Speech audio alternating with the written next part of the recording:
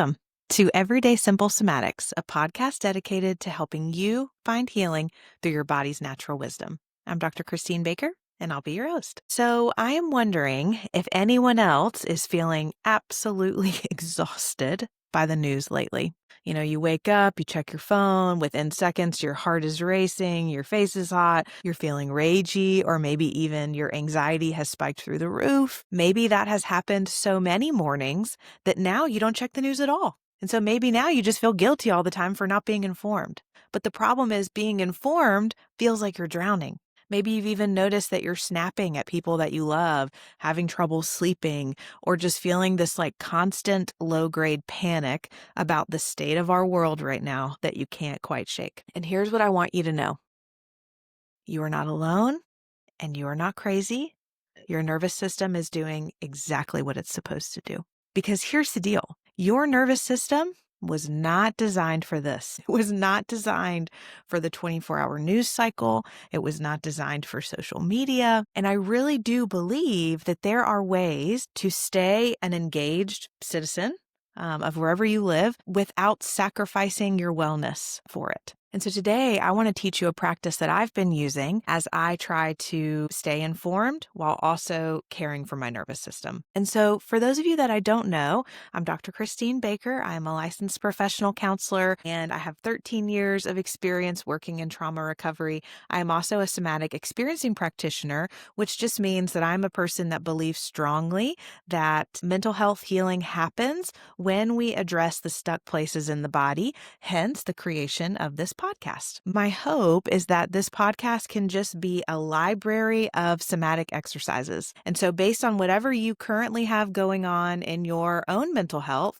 symptom-wise, you can just kind of scan through the list, pick out the ones that apply to you. And then my hope is that those skills can become nervous system rhythms in your own life, because I think that's where we're really going to see change, is when we are engaging these practices on a regular basis. You know, I joke all the time with my clients, somatic work is very similar to PT. You know, if you don't do your exercises at home, this is going to move a whole lot slower. And so if that sounds interesting to you, I'd love to invite you to like and subscribe to this podcast on whatever platform you are currently watching or listening. All of those little clicks help other people find this information as well. And new episodes drop every Wednesday, so I don't want you to miss out on those. So let's come back to our topic. What is actually happening in your body when you are consuming news? You know, our nervous systems evolved learning how to handle threat in our immediate environment, in our own small community, right? And so if I saw a predator, a lion, a jaguar, whatever, kind of coming towards me, my system would activate, my sympathetic nervous system, my heart would start racing, my muscles would tense, my senses would start to sharpen. I'm getting ready to run or probably not fight, probably try to run. And then once that threat has passed, your system settles back down, right? And here's the problem with what's going on today. Your nervous system doesn't know the difference between the threat, like the jaguar that would be in front of you, and the threat on a screen. And so when you read about disasters, violence, injustice, suffering, whether it's happening in your city or another continent, your body is going to respond like it's happening to you. And in our current world, this is not a surprise to anyone, that threat never passes, right? There is always another notification. There is always another breaking news alert, another crisis unfolding in real time. And every time I see that, my anxiety spikes a little. And so when our nervous system gets stuck in the activation of tracking all of those many crises that are happening, you know, across the world without an opportunity to complete that stress cycle, we don't just stay anxious, we start operating from a survival state. And this is where it gets really important to understand what that means. So when your nervous system is in survival mode, you lose access to the parts of your brain that are responsible for nuance, perspective, complex thinking. I think I've used this on a podcast before, but Dr. Dan Siegel has this great metaphor using a fist, and he talks about how When we're not in survival mode, we have access to our whole brain. And so that would be like our fist, right? And at the front where our fingers are curled over, that's going to be your prefrontal cortex. And that is where all of this kind of thinking resides, that nuance, that perspective, all of the complex thinking that we need to think through things like politics and national crises and all of the different things that are showing up in our news feed. But if we have been so overwhelmed by the news and the constant activation that it is, then we're going to go into survival mode. And he talks about flipping your lid, which for those of you that are not on YouTube, all I did was I lifted my fingers up out of the fist, right?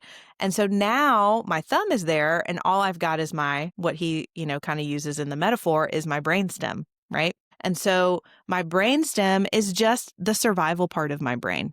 And so I don't have access anymore to be able to have deep, thoughtful communication because my lid is flipped because I'm in survival mode. And so the 24-hour news cycle keeps us like this pretty constantly, right? So now we're constantly bracing in our body. We're constantly vigilant, looking around for threat. We're constantly preparing for the next red breaking news on the TV, and we can't do anything about it, right? And so I just want to put this out there. My hope is that this episode is not seen as I'm just trying to hide or bury my head in the sand or be uninformed. Rather, I want this to be a moment where we recognize that I cannot be of service to anyone, including the causes that I really care about, if my nervous system is completely depleted and dysregulated. So now that you understand the problem of the 24-hour news cycle and how it impacts your nervous system, I want to talk about what do we do with that, right?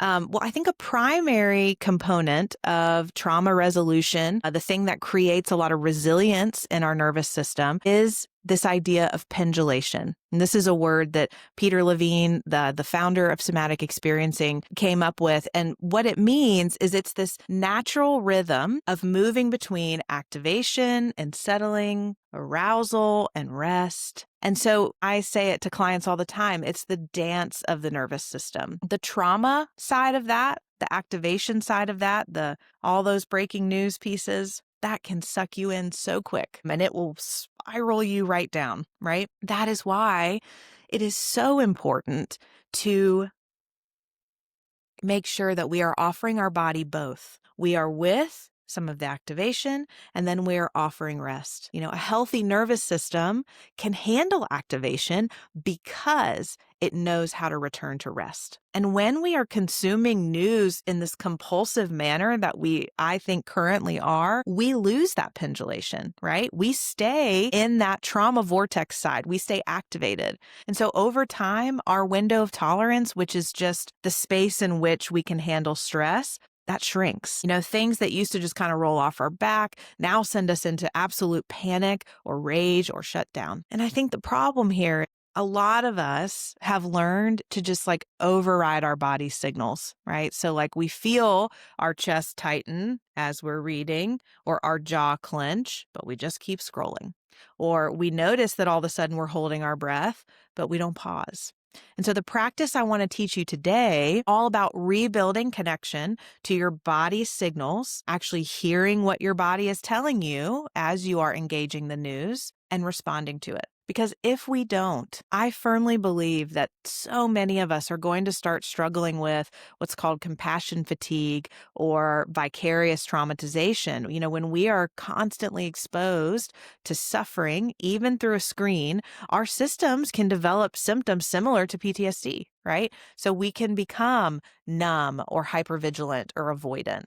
And so the answer to this is not to stop caring. It's to create boundaries that allow us to care in a sustainable way. Because I really believe that our capacity to be present with pain, both our own and the world around us, depends on our ability to stay connected to ourselves. When we override our limits and keep going, we don't become more compassionate, right? We actually become more depleted, more reactive, and more disconnected. So, are you guys ready to get into the practice? Because it doesn't have to be like this. We can make some changes in how we engage the news cycle. So this practice is 3 parts. It's going to be something you can do before you engage news, something you can do while you're engaging news, and then what you can do after you have consumed news to help support and honor your nervous system. And this practice is really based in this concept of resourcing, which is this idea that we have to have enough internal resource, whether that be, a sense of calm or groundedness or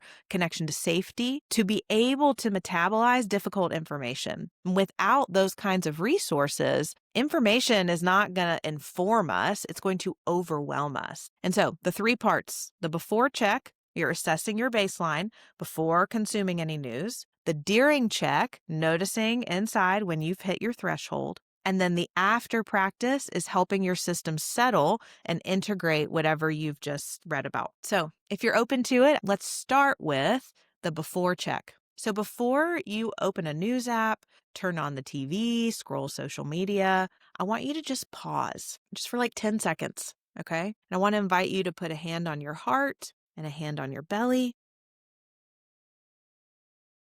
Take a slow breath in through your nose, exhale through your mouth.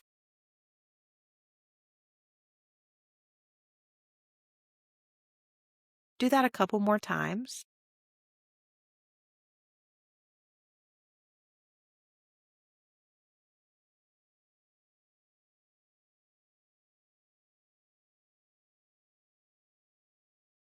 And then once you feel like you have a connection to your body, I want you to ask yourself a couple questions. How tense are my shoulders? Is my jaw clenched? What's the quality of my breath right now? Is it shallow or deep? How's my energy level? Am I feeling depleted or wired or somewhere in between?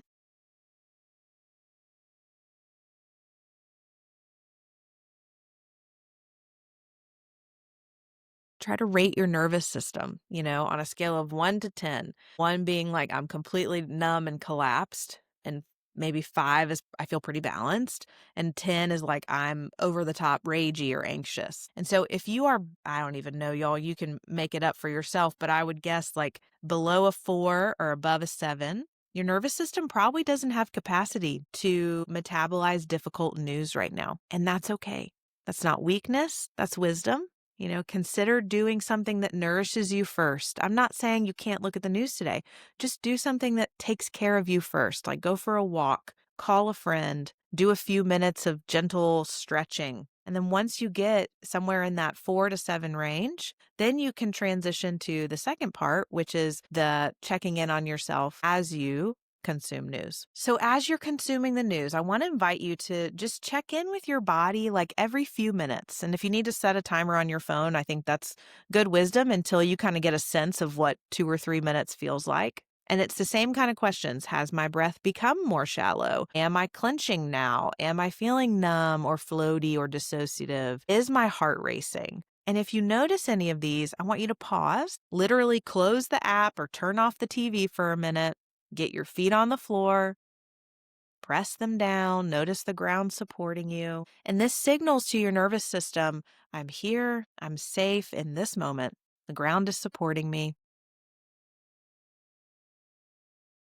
And then I want to invite you to take a few intentional breaths. And as you do this, we're going to do a bit of a longer exhale than the inhale. So maybe you inhale for 4 and exhale for 6, but just taking those intentional breaths and then asking yourself, do I have capacity to continue? Or is it time to step away? And again, knowing that there's no shame in stepping away. In fact, knowing when to step away is maybe one of the most important skills you can develop. And then after you've finished consuming the news, whether that be you chose to stop or you kind of reached this natural end, I want you to give your nervous system time to settle. Don't immediately jump into that next task. Take a couple minutes, stand up if you can, shake out your arms and legs, literally.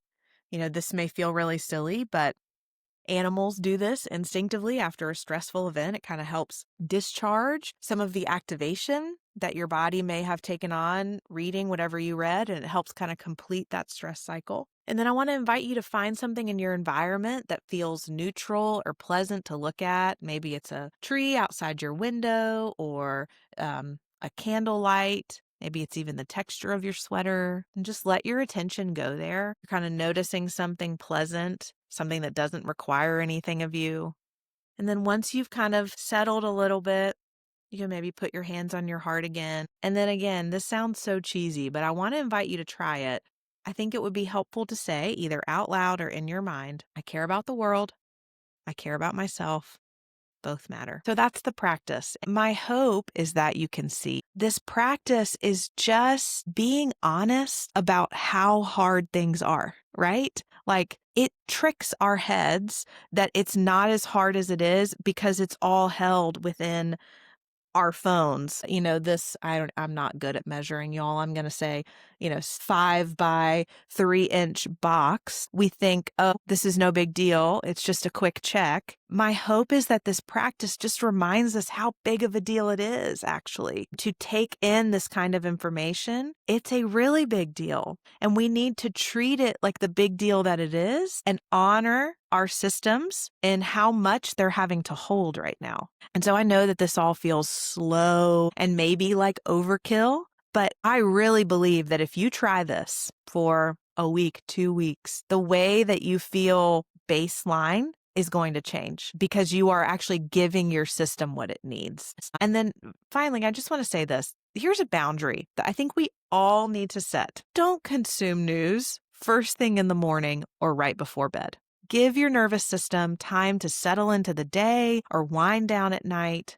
Designate specific time for the news. Maybe it's like 20 minutes in the afternoon, and then you protect the rest of your day. I heard someone recently say, it's like we are all drinking from a trauma-based fire hose all day long, right? And so I think it's okay to say, I'm going to check the news once a day for this much time. I am still an informed citizen doing that. There is no need for me to be engaged in the 24-hour news cycle just because it exists. Because, and I want to say this again, your capacity to care for the world around you depends on your capacity to care for yourself. Full stop. You are not selfish for having limits. That's just wisdom, right? And so if you found this helpful, I again want to invite you to like and subscribe to this podcast. I'm so happy you're here. I'm so happy you found this community of people who just care about their nervous systems and want to learn how to support them. And next week, we're going to be learning how to support them in a very different way. And that is going to be, how do we recognize and respond to gaslighting? This is a very hot word right now, gaslighting. And so I want to talk about what is gaslighting. I want to include a somatic perspective of what happens with gaslighting, and then a practice of how you can come back to trusting your own reality when someone else is trying to make you doubt it.